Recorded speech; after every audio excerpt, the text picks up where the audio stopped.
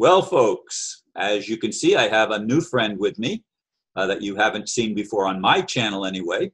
His name is Jeff Tadlock, and like me, he had a similar upbringing and very much involved in the church as a youth.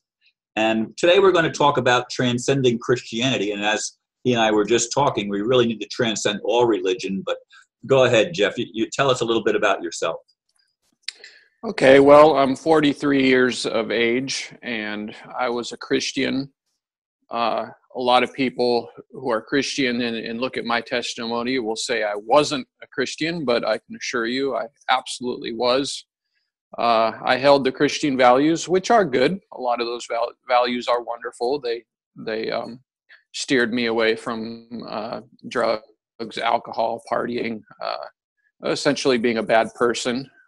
Which is one attractive quality to the church, but we can sure accomplish that and go beyond that in secular ways. I'm convinced, and I'm also convinced that the church doesn't necessarily always raise up great people, because a lot of my other church comrades were, as I can recall, were pretty bad folks. So, but anyways, I grew up as a devout Christian. I was devout. I was dedicated for most of my life. I think it's been about 6 or 7 years since I divorced Christianity. So I grew up in an unfortunate situation. A lot of my followers know my story, where my mom left when I was little. My dad raised me, and he was a devout Christian, but he didn't really live like a Christian. It's kind of ironic how that is, and that's pretty common within Christianity, by the way. But he, as a child, I grew up with the Bible with me all the time. My dad would tell me Bible stories all the time, put me in a Christian school. I was baptized when I was 10, and then I was baptized a second time when I was 22. And wow. You know, I want to interject something. I also was baptized twice, once in the name of the Father, Son, and Holy Ghost, and once in the name of Jesus only. Oh, okay. Yeah. And you know, I was a God-believing, Bible-thumping person. You know, I went through my rebelliousness. Everybody does as a kid. I hung out with the bad kids and did a little bit of partying, smoke a little pot, and drink a little alcohol, that kind of stuff, on and off, you know, just like anybody else. But I always stayed very firm with my beliefs, stayed very firm with going to church, worshiping, praying all the time. But, you know, what happened to me was I've had a really tough life. I really took to music because my dad was a drummer, and they had band practice in our house every week, all the time growing up. So I picked up instruments. I played drums. I played guitars. I played bass. I sang. Me and my brother started putting bands together. After my dad's band was gone, we would jump on the instruments and kind of make our own band. And for years and years and years, I became a musician. And you know, that explains kind of the red glasses. It's just an artistic sort of a brand of mine, just to let the world know that I'm not a scholar, I'm an artist. And but I had a rough life because of that. My interest fell into music, and I became a music producer, and was doing quite well, actually. It was a career. It was growing. I was making money. I was going right into the middle class as being a producer. I had built a good name for myself. Was working in Mars Studio with Roger Fisher from Heart, the guitar player for Heart. He had a studio, and I became producer over that whole thing, and just kind of branched out as a fairly popular local producer in the Northwest. And then the digital age came. When my career kind of fell, it had turned to ADAT tapes, where they were kind of changing from analog into digital. And, you know, in the early 2000s, pretty much you could now have a full music studio on a laptop. And people really started taking recording into their own hands at that point, where people were building their own studios for not very much money. People were starting to learn how to record from their laptops, and the whole industry that I was in kind of fell.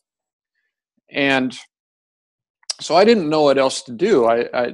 Jobs were just, as the digital just flowed in like a waterfall, I was just watching my world fall apart and watching my relationships fall apart, unable to take care of my kids properly. And I've struggled ever since. So becoming an artist turned out to be the wrong road for me in the end. You mean financially? Financially, I really had to reinvent myself. And I took a liking to really pretty girls. I was a sucker for a girl who was attractive. I was less about what was in her head and more about what she looked like. And so I fell for this kind of a woman twice. And it was a huge mistake. So I suffered with bad relationships. My advice to any young man is don't go for the most beautiful girl out there. Go for a gal that's middle of the road, that's going to stick with you through thick and thin. That's what's most important. I didn't get that. Or I wish I would have. But anyways, yeah, I ended up with 2 long-term failed relationships in my life. 3 kids that I struggled to take care of, and life became extremely, extremely hard. And that's when I really started to realize I started to question my relationship with God. The harder things got, the more and more I needed God. And in church, I would always hear things like, "What a friend I have in Jesus."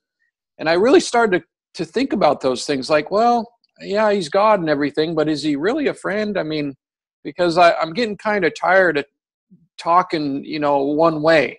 Like I'm on the phone with God and it's a one-way conversation. I'm really just talking to myself. There's no feedback. And so as time went on and life just got harder and harder, and I've got a knife in my chest from heartache. I'm worried about my kids because I'm unable to take care of them. I'm really devoting myself to God here at these points, at these lowest points. And literally, I'm the kind of guy that's on my knees with my nose on the floor and my hands cusped in prayer frequently. And I'm very familiar with what it's like to have an absent parent. And so I created my own catchphrase: God is an absentee parent. It's really what it felt like to me. I didn't not believe in God, and I loved God, and I just thought, well, okay, God is wonderful. God is worthy to be worshiped, but he's an absentee parent. He's just not there. In any way that I can detect, in any way that I need him to be, he's not there.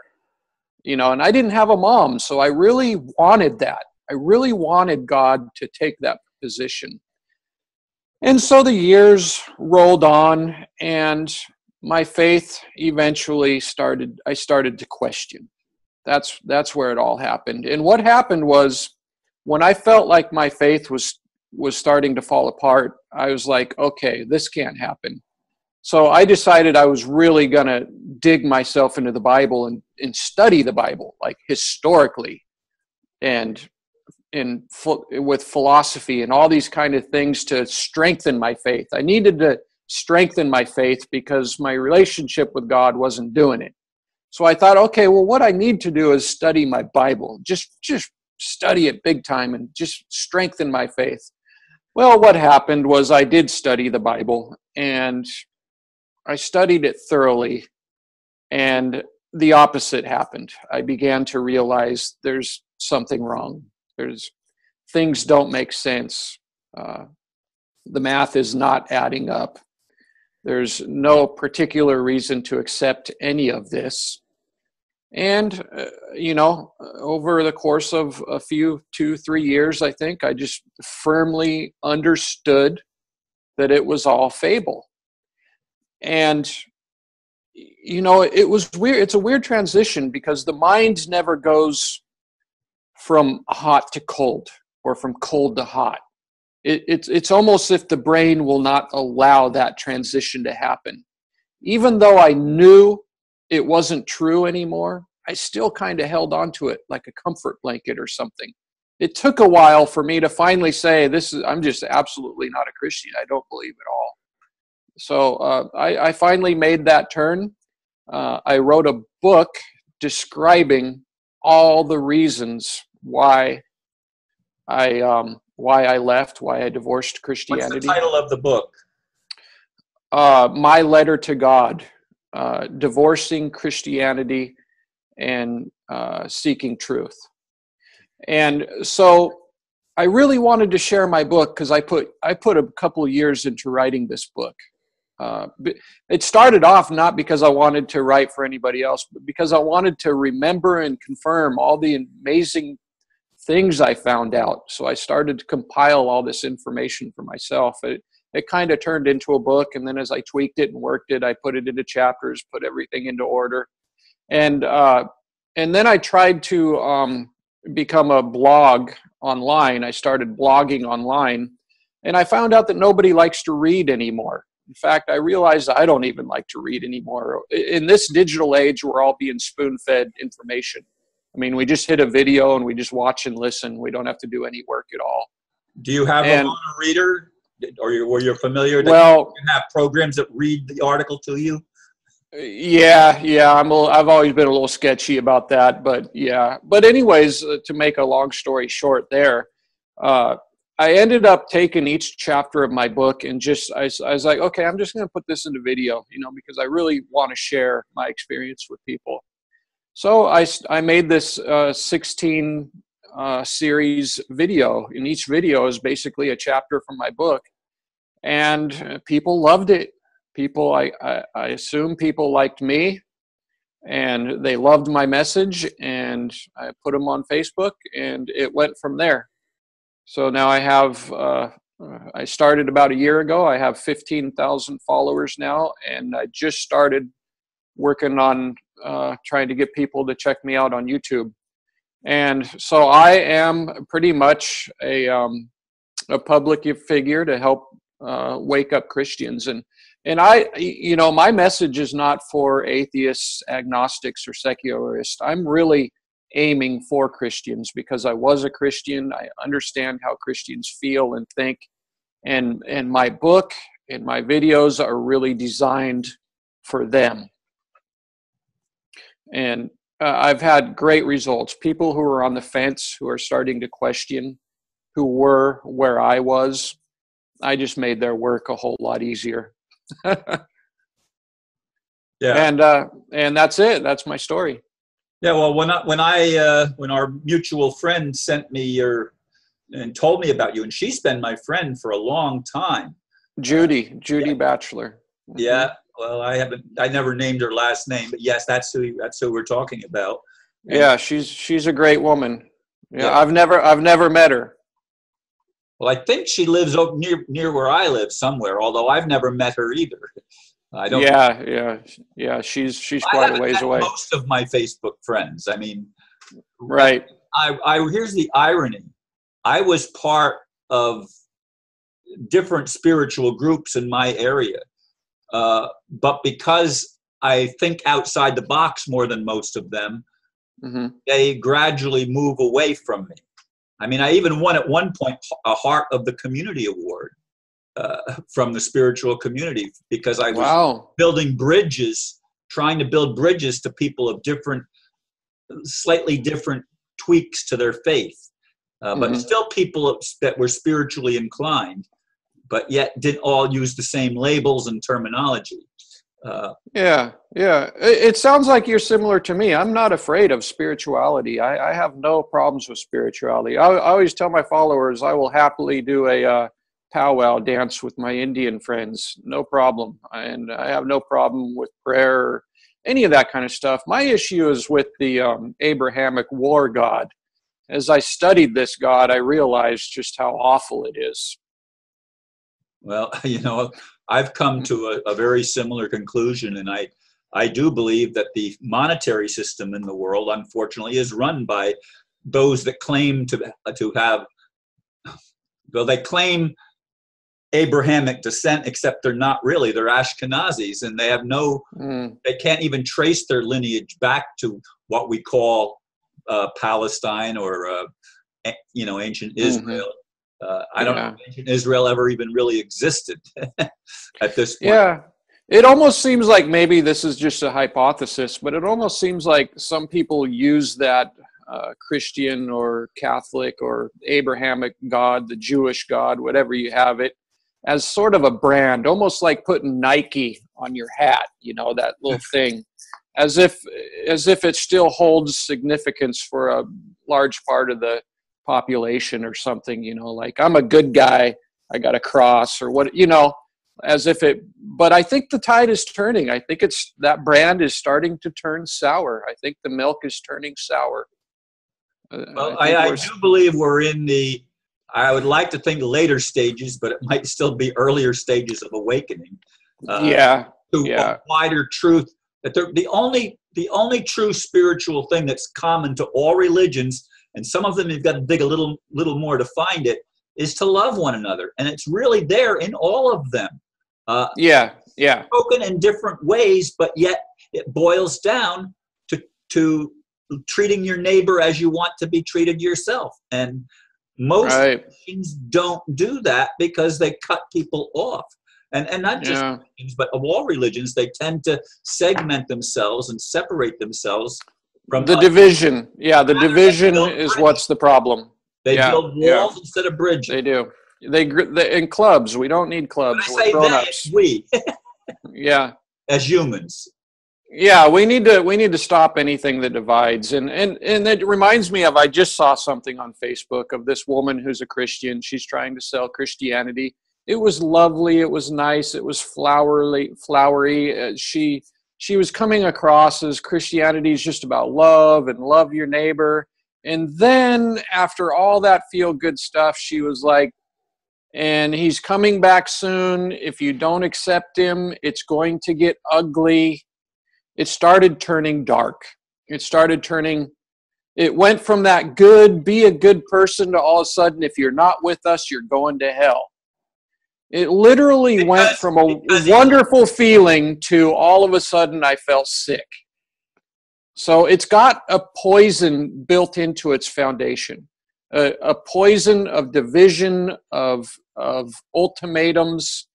It goes from a nice, lovely package to when you open it up, it's terrifying. Well, there was a comic, I can't remember his name now, but did an excellent talk about he's going to send you help because he loves you. And I don't remember who it was. George Carlin, is that his name? Is that it? Yeah, I love that guy. Yeah, love him. Yep. There's a lot of people shining lights on the discrepancies between what religions say they believe and how they actually practice, and what their mindset is not about love. It's about we're right and everybody else is wrong. And that's self-righteousness. And that's one of the sins, ironically, that Jesus warned us about as the most deadly sin. The most deadly sin is not adultery or even murder, actually. It's self-righteousness is the most deadly sin because it's the most deceptive. Yeah. And Christianity eradicates cultures, around the planet, because if you're not a Christian, you're going to hell. So the division is a problematic for the world because, like Islam, they want to convert the entire world to Christianity, and they don't do it violently, thank God, but they do it nonetheless. And you're eradicating precious cultures. I mean, I think we should embrace all the cultures from around the world and accept all the different cultures. I mean, if there's a culture that's not preaching hell to their neighbor, leave them alone, enjoy it, embrace them. And Christianity goes around and just tries to wipe all this out. They try to wipe the planet clean. Everything. They want to wipe all the planet clean of any other beliefs and just become a Christian world.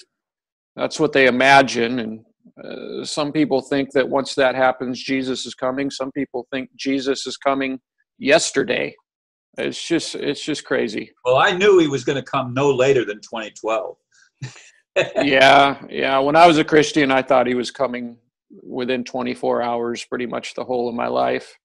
Everything I saw was like some kind of confirmation that, oh, this is it. This is the end. And apparently it's been like that for 2,000 years. Yeah, there's a lot of people like us, I'm sure. We're not the only ones. We don't have any exclusive claim to this journey of faith that we've been on since we were indoctrinated children. Yeah. One of the biggest questions I get is what's next for me, or if somebody's on the fence and I'm trying to help them wake up, they're like, well, what's next? I mean, I lost a loved one. I do want to go to heaven. I want to be reunited with my family after I die. Some people kind of believe that losing their religion means losing hope. And I'll tell you, that's just not the case. In fact, I feel that I've found more reason for hope for all of the above than I ever did with Christianity. When it came down to it, as a Christian, I was more afraid to die. I was worried about hell. In the back of my mind, my logic center was working. I just suppressed it, questioned if any of it was real when I was a believer. I just never went down that deep to dig into that. But, at the end of the day, Christians are fearful of death just as much or more than people who don't believe in a God. I think that's a relevant and accurate observation, actually. Oh, yeah, it's very accurate. In fact, you'll have Christian pastors who will go through the most fearful, terrifying bypass heart surgeries, put their entire families into debt for years just to hang on to life with the last grip of their white knuckles. It wouldn't be that way if they really believed in what they believed. It'd be different. Well, I've gone through 2 open heart surgeries. I don't know if I told you that in our conversation a couple of days ago, but the second time, the doctors didn't want to operate on me. In fact, they wouldn't operate on me in the local hospital. They sent me to the teaching hospital at the University of Florida called Shands. And when I went there, I was interviewed. Later, I learned it was by 6 doctors on the surgical team. And they thought my heart was so bad that I couldn't survive. But I said, wow. I know I'm going to make it because my mission's not finished yet. The kingdom of heaven's not on earth yet. And I felt ever since I was a kid that my mission was to play whatever role I could play in bringing the kingdom of heaven to earth. And wow. It ain't here yet.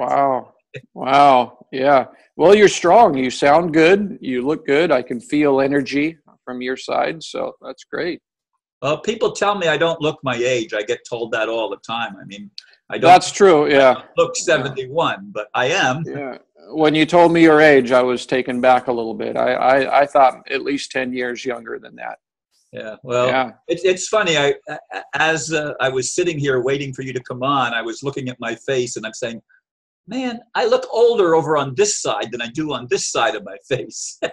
I never really thought of it that way before, but that's what came to me just before we came on and we connected.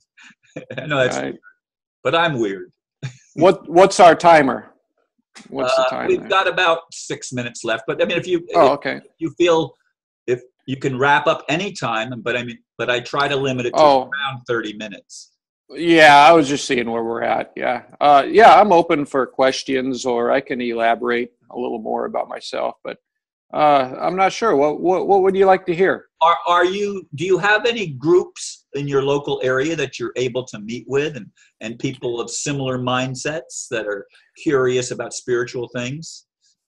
That's kind of my next move. I haven't been getting into it quickly, but I have been collecting personal information from people who are willing to offer it to me, who are local. There's actually a few of the members of my group, my page group, my membership group, that that are local, and that surprises me. So yeah, I think within the next year, that's something I'm going to start doing, trying to put together meetings, get together and talk about how we can better impact the world around us. Yes. And I know you're a musician, as I've told you, my son is. And I mean, do you actually play gigs anymore? Do you have any time do you go out and get to play your music in clubs or whatever? Well, I'm more of a recording artist, but I do have a band. I live with my drummer, actually. We're best friends. You know, I'm single, so kind of a bachelor type fella. And we jam all the time. And but I'm mostly interested in recording. That's where music artistically, that's what I love to do. Is I love to record and lay out tracks and blend them together and fix all the frequencies. That's just where my mind is. That's what I do. But I am working on original music. I have a singer that I'm working with right now, and we are going to be releasing a new song, hopefully within the next couple of months. And I do that. And I actually still earn a living producing music. It's just not as much as it used to be. Yeah, I mean, I make about as much as somebody would make at McDonald's. Granted, I have a lot more free time, which is nice, but I still don't make a large income. And so, but I do what I love. I'm a happy person. No sad story here. Life is exciting. My kids are doing well. They're total pleasure for me. I get complete pleasure from the little things in life. I take my dog out for walks every day, and it's just magical. We turn over rocks and look at snakes, and just life is just grand. I love it. And, so no complaints, but I can also say that a guy like me has his struggles. Life's not easy, but I look around me and it's not easy for anybody. So we're all in the same barrel. Yeah, you were more animal inclined. See, I've learned to hug trees. Oh, I do that too. I love my trees. Yeah. I had a rude awakening here a couple of days ago. I used to think, wow, this tree is like a stethoscope. I can hug the tree, and if my ear is aligned with my heart, I can hear my heartbeat in the tree. Well, then I was laying in my bed, and I was on my pillow.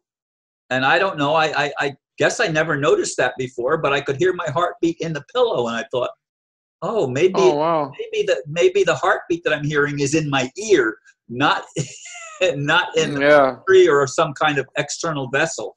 Maybe I'm literally hearing my own pulse. Yeah. Well, it could be all in my mind. It could be complete illusion, but I sure feel like there's energies. And when I get out and I'm in a bunch of trees or in wildlife, it just feels like there's an energy that's soothing and calming, and in a reality like, okay, I'm Earth. This is what I am right now, and I like that energy. You get into your house and you spend too much time on your couch with your TV. You're not feeling that energy. It's just not there. Yeah, well, I don't watch TV at all, but I do spend time on the internet. But I make it a point to walk at least 2 miles a day in the park. Oh, that's great. Yeah, that's great. That's just part of my normal daily routine.